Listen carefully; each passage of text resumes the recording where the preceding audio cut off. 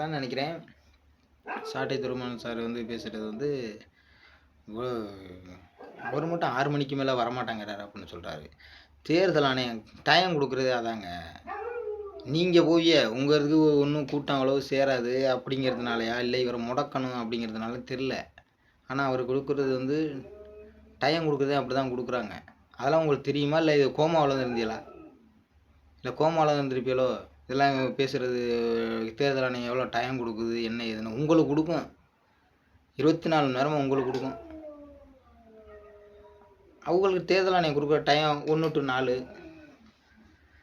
நல்ல வெயில் நேரம், எவனும் வரமாட்டேன், அந்த நேரத்தில் பார்த்து கொடுக்கணும் போய் அப்படின்னா பிளான் போட்டு கொடுக்குறது. அப்புறம் 6 மணிக்கு மேலே எப்படி பேசுகிறது?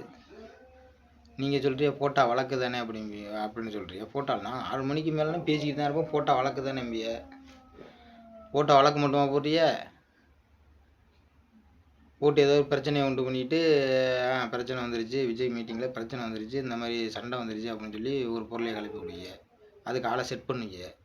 அதனால் வேண்டான்னு சொல்லிட்டு விலகி கரெக்டாக ஒரு டயத்துக்கு பேசிட்டு போயிட்டுருக்காரு. ஏன்னா அந்த டயத்துக்கு மேலே தான் போலீஸ்காரன் அதுக்கு மேலே வந்து போலீஸ்காரங்க வந்து நான் கொடுத்த பர்மிஷனோட மீறி நிற்கிறாங்க, ஆனால் வழக்கு போட்டுங்கன்னு சொல்லி அவங்க விலகி போயிடுவாங்க. நாளைக்கு பிரச்சனை இருந்தாலும் இந்த டயத்துக்கு மேலே நீங்கள் ஏன் பேசுனீங்கன்னு நாளைக்கு கோர்ட்டில் கேட்பாங்க. இந்த மாதிரி கேள்விகள்லாம் வரும்னு சொல்லிட்டு அவர் டயத்துக்கு போயிடுறாரு. உங்களுக்கு வழக்கு தான், நீங்கள் தான் கத்திக்கிட்டு கிடக்கு, நீங்கள் தான் பேசிக்கிட்டு இருக்கல.